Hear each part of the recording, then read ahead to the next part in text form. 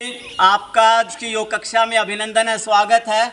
आज की हमारे लाइव योग कक्षा में सभी योगार्थी आज के आसन के लिए तैयार हैं। आप सारे तैयार हैं?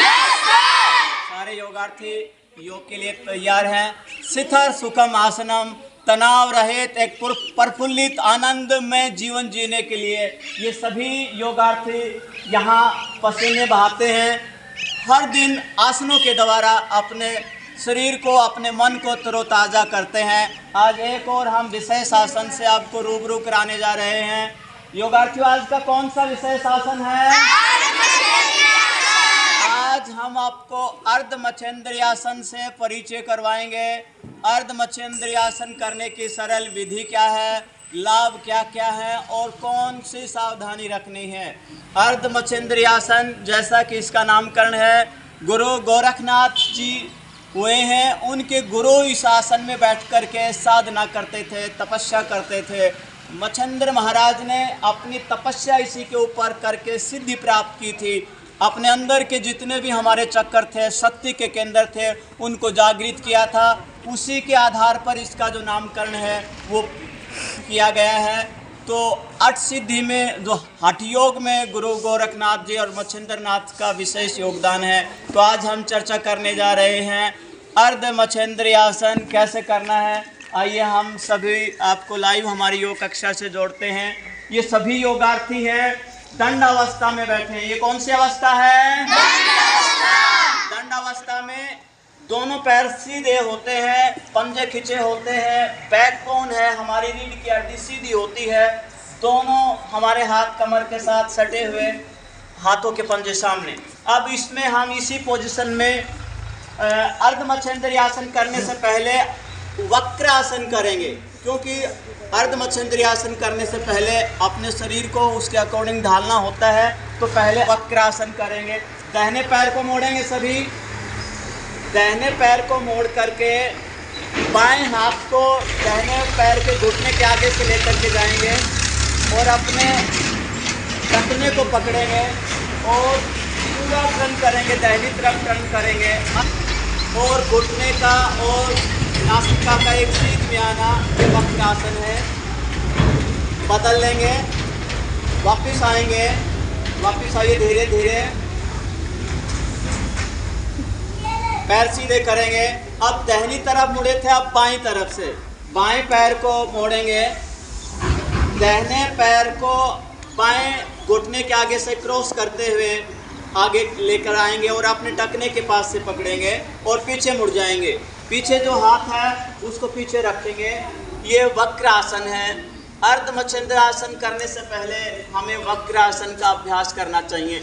इस आसन को हम शुरुआत में 15 सेकंड से 30 सेकंड, 1 मिनट तक इसका अभ्यास कर सकते हैं। इस अभ्यास के करने के बाद हम अर्ध मच्छेंद्रियासन करेंगे। वापस आएंगे सभी योगार्थी, धीरे धीरे वापस आएंगे, पैर को सीधा करेंगे। अब हमने वक्रासन करने के बाद अर्ध मच्छेंद्रियासन करना है। तो अपने दाहिने पैर को मोड़ेंगे सभी। ये अर्ध मच्छेंद्रियासन का पोस्चर है, आपके सामने है। दाहिना पैर मोड़ लिया है सभी ने। दाहिने पैर को मोड़ने के बाद इसको बाएं घुटने के पास से ऊपर से क्रॉस करेंगे। अपने दाहिने पैर को मोड़ने के बाद अपने घुटने से क्रॉस करेंगे और दूसरे पैर को अपने मोड़ करके नितंब के पास लेकर के आ जाएंगे। अब जो पैर मुड़ा हुआ है उसे विपरीत हाथ को आगे से ले लेंगे और पीछे टर्न करेंगे और हाथ को अपनी कमर के साथ बांध लेंगे, पूरा टर्न करेंगे पीछे। ये है अर्ध मच्छेंद्रियासन, आप देख रहे हैं, पूरा पीछे टर्न हो जाता है। सभी आप योगार्थियों को देख सकते हैं, इधर पूरा टर्न हो गया है। घुटने, अपना कंधे और हमारा फेस एक सीध में हम इसमें देख रहे हैं। अर्ध मच्छेंद्रियासन, हाथ को पूरा अपनी कमर के साथ सटा करके रखते हैं। ये अर्ध मच्छेंद्रियासन है। शुरुआत में हम 15 से 30 सेकंड करें, अभ्यास होता जाए तो हम समय को बढ़ा लेंगे। वापस आएंगे, धीरे धीरे वापस आएंगे, पैरों को सीधा करेंगे, पैर सीधे करेंगे। अब हमने दायां पैर मोड़ा था, अब दूसरी अवस्था में बाएं पैर को मोड़ेंगे सभी योगार्थी। बाएं पैर को मोड़ करके दाहिने पैर के घुटने के पास से क्रॉस करेंगे। अब बाएं पैर को दाहिने पैर को मोड़ करके पीछे अपने नितंब के पास लेकर के जाएंगे और इससे विपरीत दिशा में टर्न कर जाएंगे। ये दूसरी तरफ से अर्ध मच्छिंद्री आसन आप देख रहे हैं सभी योगार्थियों को। तो ये आपके सामने सभी इसी पोजीशन में रहेंगे। अर्ध मच्छिंद्री आसन का ये पोस्चर है, ये करने की सरल विधि। अब इसके लाभ, सबसे पहले अर्ध मच्छिंद्री आसन करने से हमारा जो डाइजेशन सिस्टम है, पाचन तंत्र है, वो मजबूत होता है।